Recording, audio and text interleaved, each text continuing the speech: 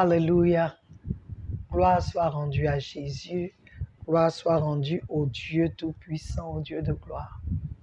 Oh mon Dieu, tu es bon.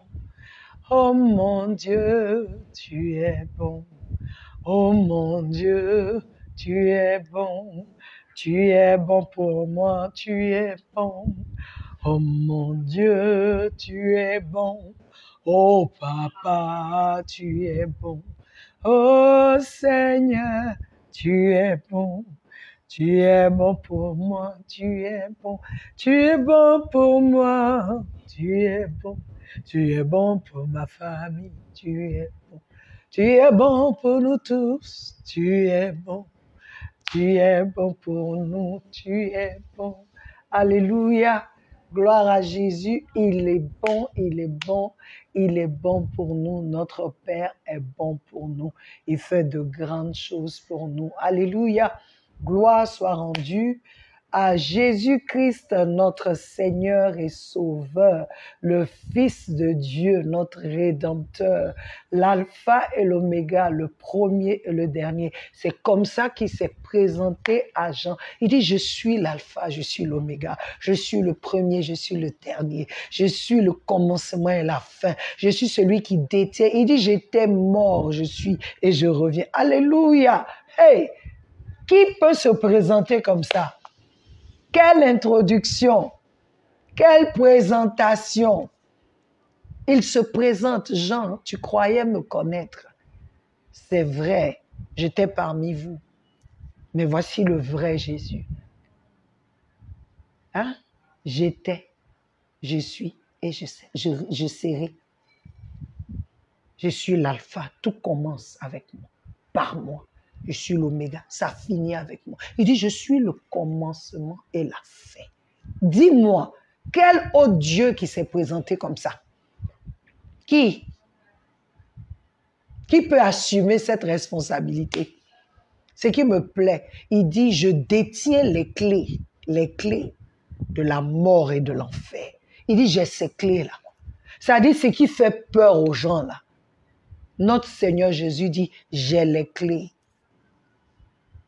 J'ai les clés. C'est pourquoi ces enfants ne peuvent pas aller là-bas. J'ai les clés. Alléluia. Je veux encourager quelqu'un aujourd'hui. Je ne sais pas où tu te trouves, hein, mais si c'est Jésus ton Seigneur, si c'est Jésus ton Sauveur, prends le livre d'Apocalypse et puis lis encore. Et puis écoute ça, ça dit sa présentation. Attends, il faut que je mette ça. C'est doux comme on dit là. Il dit, je suis. I am the Alpha and the Omega. I am the first and the last. Hein? Je suis. Apocalypse chapitre 1 à partir du verset 8.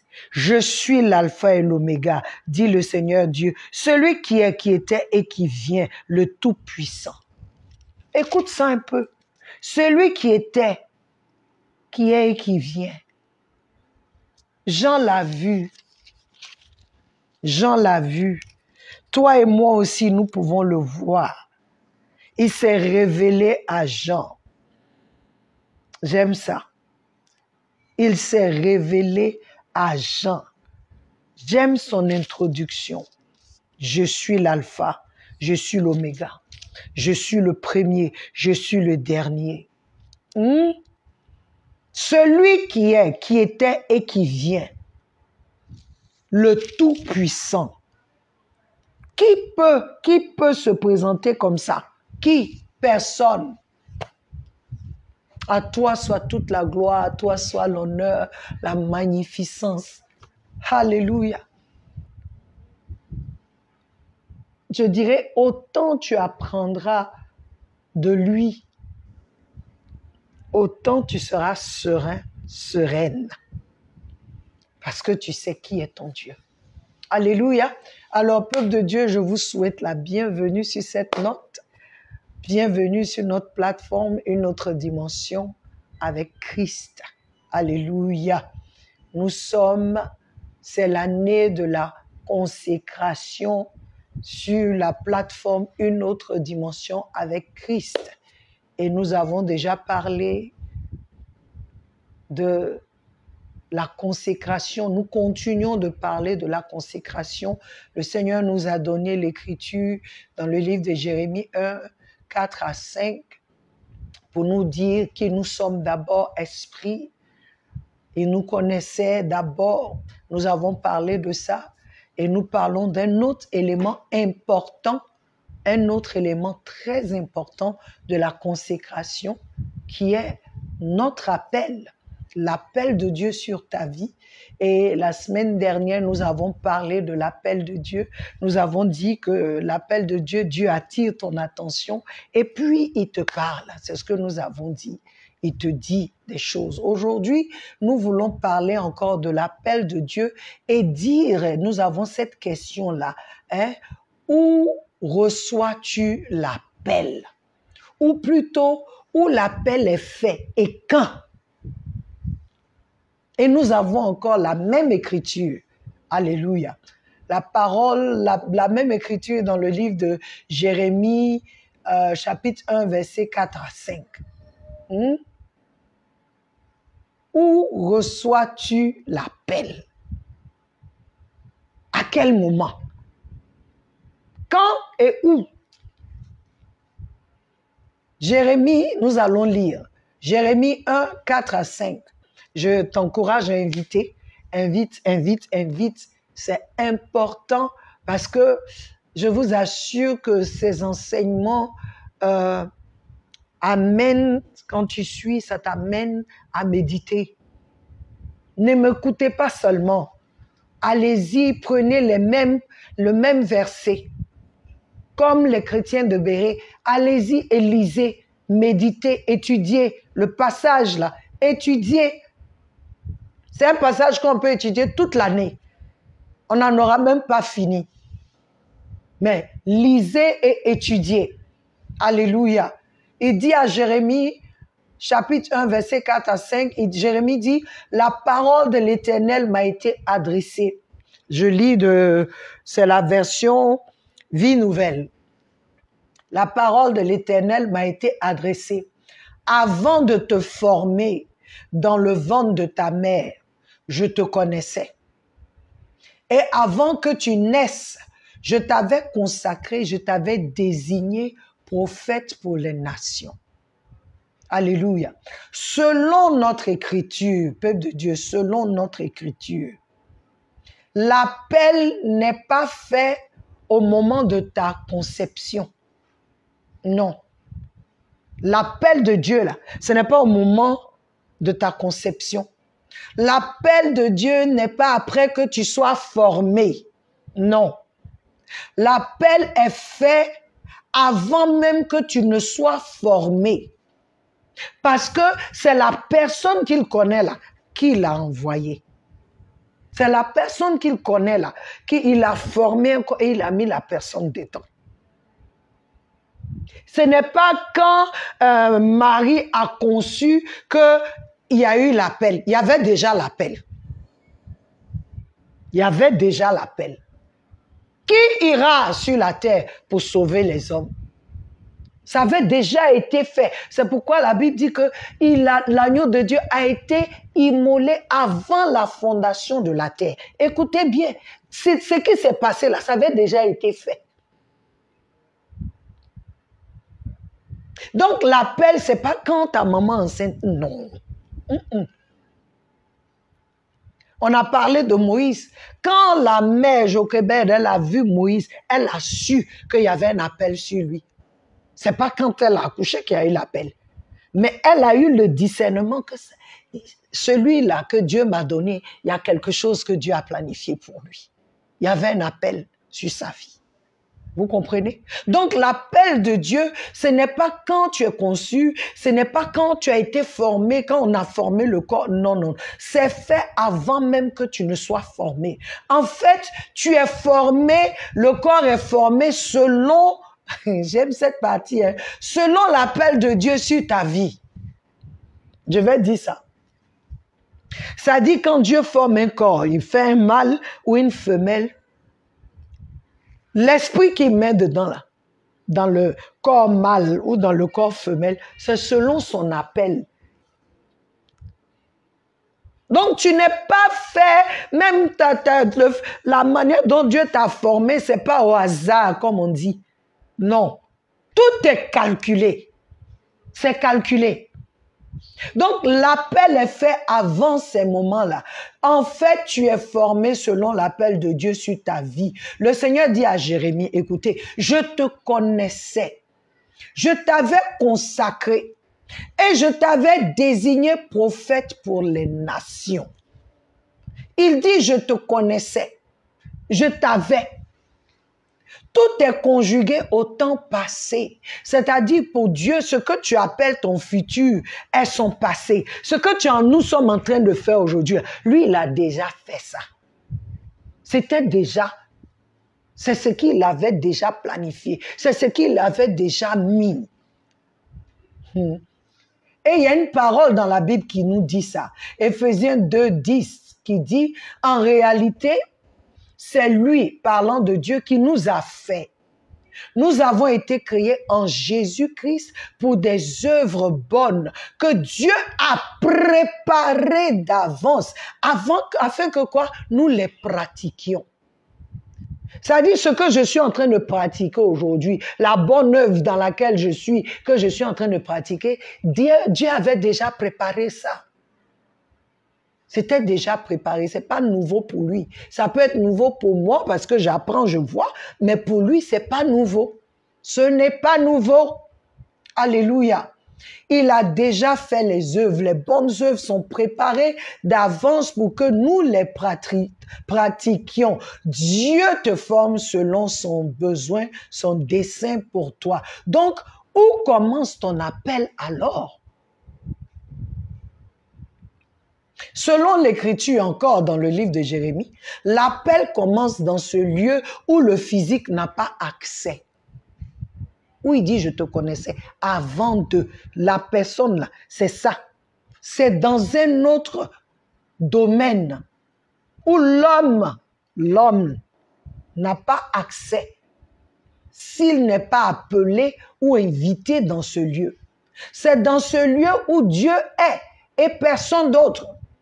J'appelle ce lieu le domaine de l'esprit. La place secrète où nous devons faire l'effort d'y demeurer. Hein? C'est le psaume 91 qui dit quoi? Je vais lire pour que tu vois. Le psaume 91, verset 1. Je n'ai pas ça ici, mais le Seigneur vient de me le donner. Psaume 91, verset 1. Il dit, celui qui habite sous l'abri du Très-Haut repose à l'ombre du Tout-Puissant. Celui qui habite, en anglais on dit, he who dwells in the secret place of the Most High. Celui qui habite à la place secrète du Tout-Puissant, du Très-Haut. Ce lieu-là, je parle de ce lieu, le domaine de l'esprit, la place secrète. Apocalypse 4.1, quand je vous dis il faut que tu sois invité, Apocalypse 4.1 dit, après cela, c'est Jean qui nous dit ça. Jean a eu une expérience du Seigneur Jésus. Et il dit, après que le Seigneur Jésus lui ait dit des choses, lui ait donné une commission pour l'église, pour les 7 églises. Il dit, après cela, je regardais et voici une porte ouverte dans le ciel. Je regardais une porte ouverte dans le ciel. La première voix que j'avais entendue me parler avec force, avec la force d'une trompette, dit alors, monte ici et je te ferai voir ce qui doit arriver par la suite. Aussitôt, je fus saisi par l'Esprit. J'espère que ça va. Aussitôt, je fus saisi par l'Esprit. C'est pour vous dire qu'il y a ce lieu-là C'est dans ce lieu-là que tu es connu, que je suis connu. Le domaine de l'esprit. C'est dans ce lieu-là que j'appelle aussi, je l'appelle aussi le sanctuaire. C'est dans le sanctuaire que Dieu te parle. Celui-là, c'est dans ce lieu-là que Dieu a fait l'appel. Je vous ai donné l'exemple encore d'Ésaïe. Quand Moïse aussi allait vers le Seigneur, quand il a vu le buisson ardent, qu'est-ce qui s'est passé? Il a dit, déchausse-toi. C'est un lieu saint. Ça dit, on peut tous être là un coup, et puis il y a une porte qui s'ouvre ici. Que le Seigneur ouvre. Il nous donne de voir.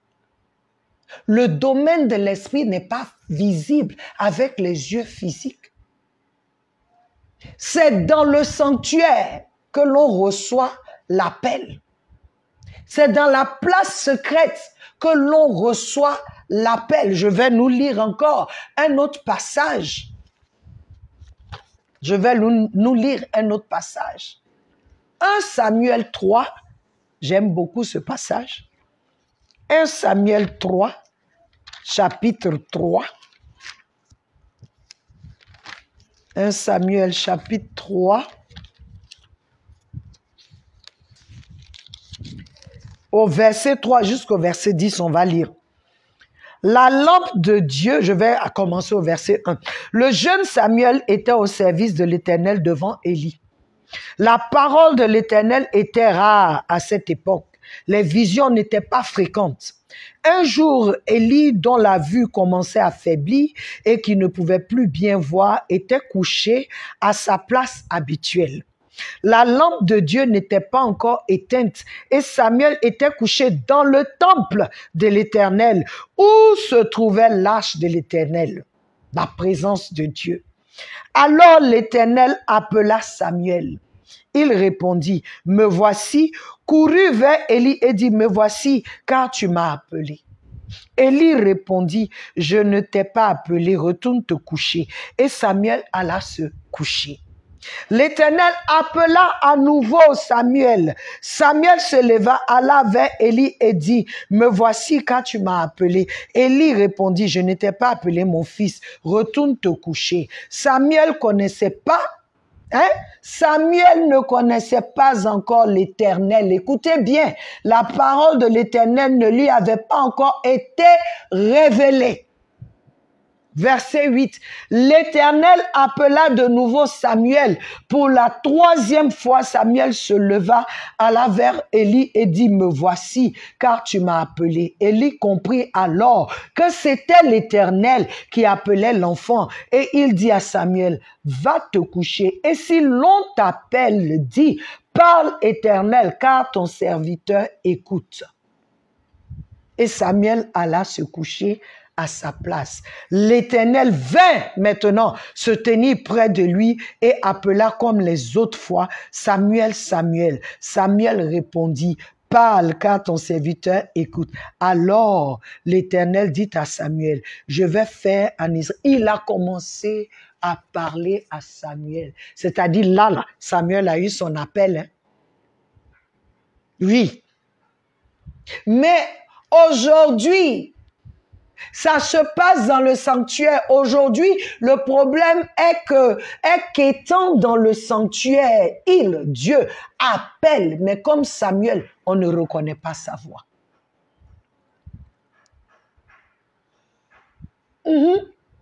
Dieu t'appelle, Dieu te parle, mais tu ne reconnais pas sa voix. Et on a dit, Samuel, il était au service de l'Éternel, mais il ne connaissait pas la voix de Dieu. Il ne connaissait pas Dieu. Combien parmi nous aujourd'hui, enfants de Dieu, on fait la même chose. On va à l'église, on connaît les rituels de l'église, on sait ce qu'il faut faire et tout. Et souvent même, on a des expériences, on tremble comme ça, mais on ne connaît pas Dieu. On va à l'église, mais on ne connaît pas le Dieu de l'église. On est en Christ, mais on ne connaît pas Christ. L'histoire de Samuel nous parle d'intimité avec le Seigneur. Elle nous parle de ceux qui sont en Christ, mais qui ne le connaissent pas vraiment. On connaît le rituel de l'Église, on ne connaît pas vraiment le Dieu de l'Église. Samuel était au service de l'Éternel. Samuel savait comment couper la viande, comment faire les sacrifices et tout. Mais le Dieu à qui il offrait les sacrifices, il ne le connaissait pas. Il y avait un appel sur sa vie.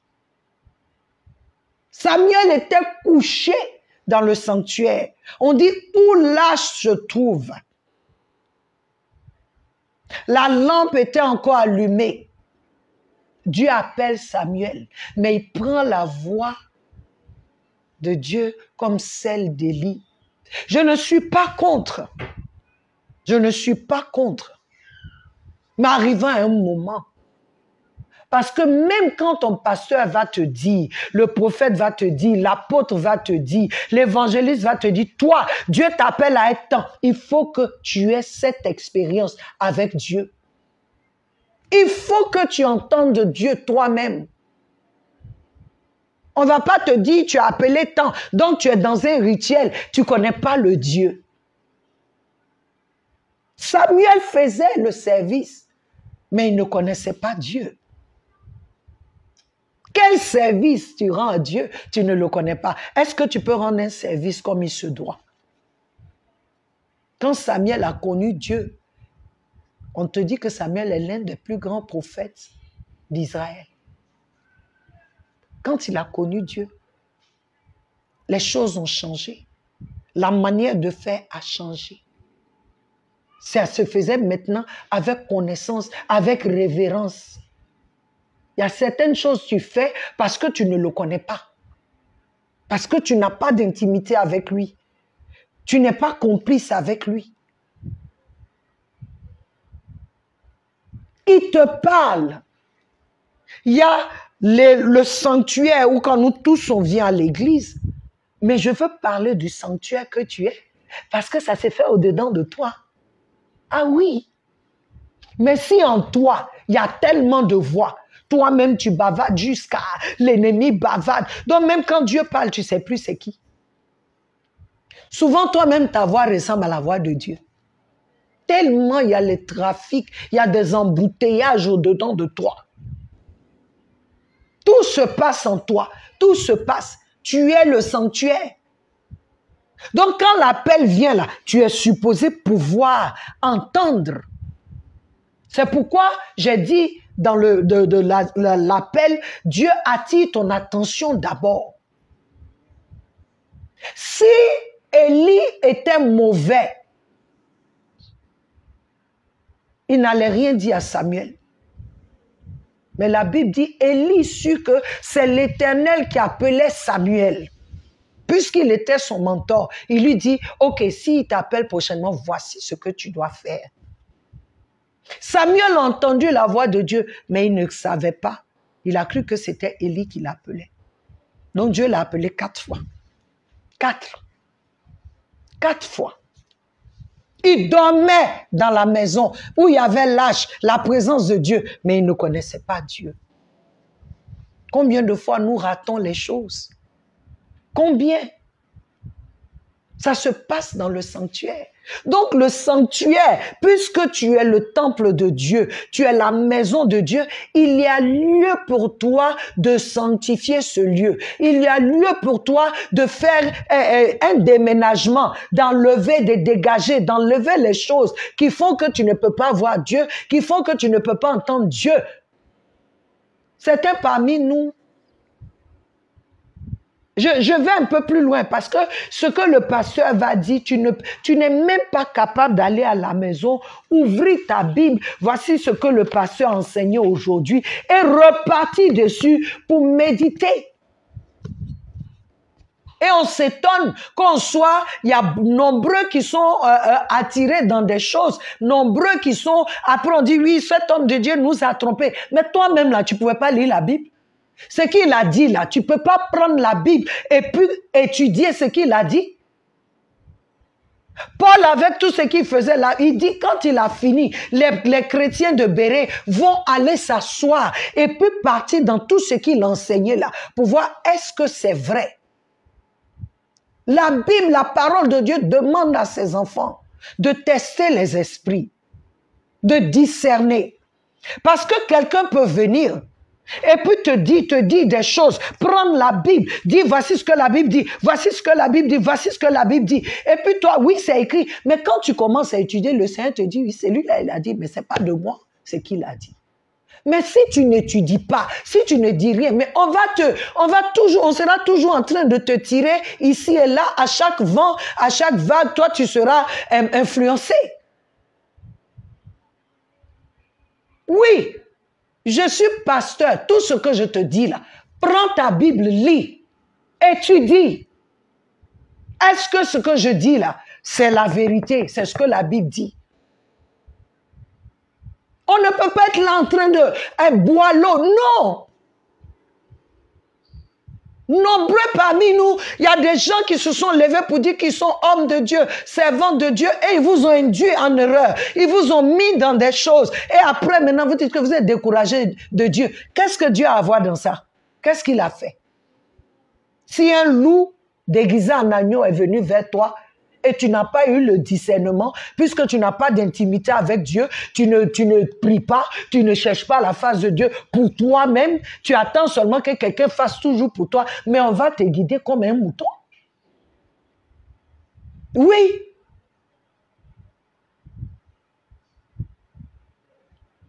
Peuple de Dieu, je veux nous encourager. Parce que si tu ne connais pas ton appel, ta consécration ne sera pas celle qu'elle doit être.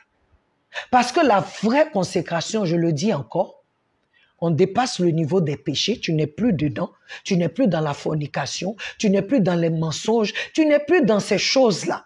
Mais la vraie consécration, c'est-à-dire ça là, c'est le b.a.-ba. Tu as dépassé ça, maintenant tu te trouves dans ce que le Seigneur veut que tu sois dedans. En train de faire comme il veut que tu fasses.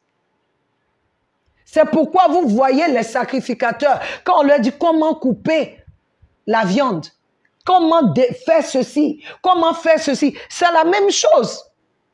Quand Moïse a bâti le tabernacle, Dieu lui a montré un modèle pour faire. Mais toi et moi, pourquoi tout le temps nous pouvons nous trouver en train de rater certaines choses? Ah, j'ai cru que Dieu avait dit. Pourquoi on ne prend pas le temps de sonder notre Père? Tout ce qu'il veut, c'est ça, cette communion avec lui. C'est vrai, les pasteurs, les apôtres, tous ceux-là sont là pour nous enseigner, pour nous équiper. Ils sont là pour nous équiper à faire, c'est-à-dire à servir Dieu parfaitement. Mais ça n'empêche que toi et moi, quand ils ont fini, puisque je veux servir Dieu correctement, il faut que j'aille. Ce qu'on a enseigné dimanche là, quand je rentre à la semaine à la maison, c'est ce que j'étudie, c'est ce que je veux voir, ce que le pasteur a dit, ce qu'il a dit. Quand il a dit quelque chose, mais quand je commence à étudier, il y a quelque chose que je reçois aussi moi-même. Dieu peut prendre la même parole là pour me parler. Mais puisque on est devenu paresseux, on veut qu'on nous donne seulement. On ne prend pas le temps d'étudier, de méditer. Il a dit à Josué, médite. Il dit, médite jour et nuit. Assure-toi d'observer et de faire ce que la parole te dit de faire. Ce qu'on a enseigné dimanche, mais il faut méditer la semaine là. On ne fait pas. Samuel était dans le sanctuaire, dans la présence de Dieu. La Bible dit que toi et moi, nous sommes le temple du Saint-Esprit, nous sommes le sanctuaire de Dieu, nous sommes la maison de Dieu. Donc ça veut dire que Dieu est dedans, s'il est dedans, sa présence est là. Mais pourquoi je ne la sens pas? Parce que je ne communie pas avec lui.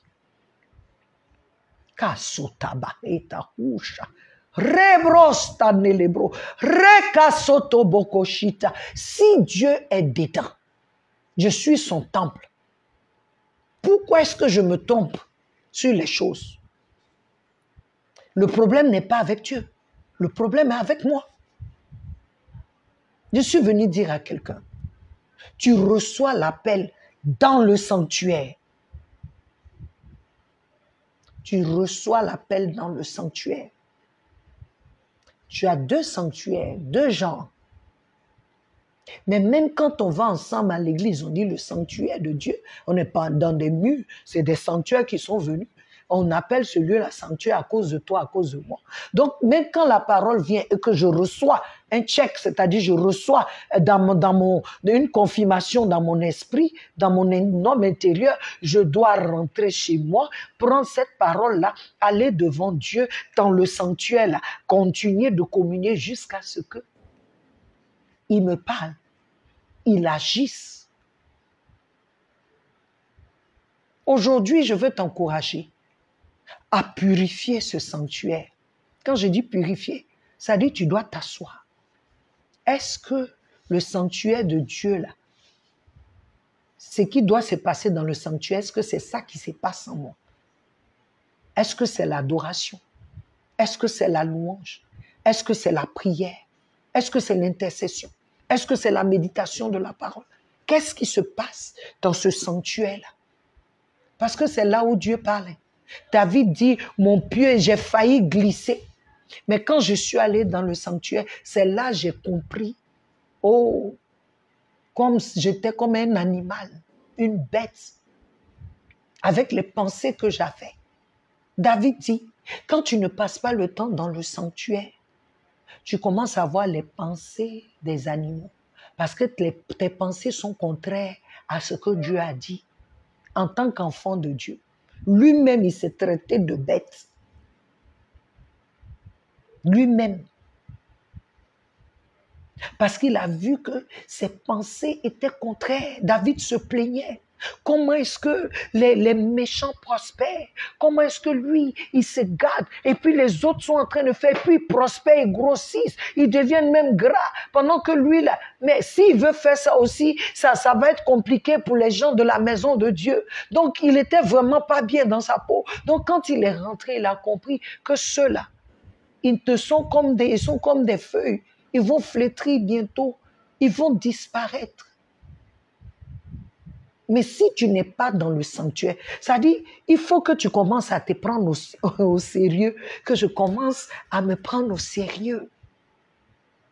L'appel, là, tu reçois ça dans le sanctuaire. Pourquoi? Parce que ce n'est pas une histoire charnelle. Ce n'est pas charnel. Ce n'est pas charnel. Et ce lieu secret, ce domaine de l'esprit, c'est là-bas que toi et moi on doit être. C'est là-bas que nous devons marcher. Le Seigneur Jésus, sur la terre ici, était toujours dans ce lieu. Donc, il faisait ce qu'il voyait les cieux faire. Il disait ce qu'il entendait le Père dire. Il n'a pas passé de journée où tu dis aujourd'hui, ah, j'ai eu une mauvaise journée. Non.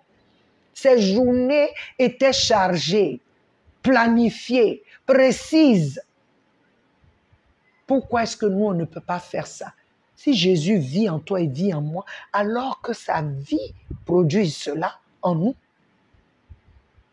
Mais il faut que nous soyons des sanctuaires où la vie de Christ est libre de couler, est libre de se manifester, où elle n'est pas en train de combattre ou compétir avec nous. On dit on est crucifié, on est mort, mais on n'est pas crucifié, on revient à la charge chaque fois.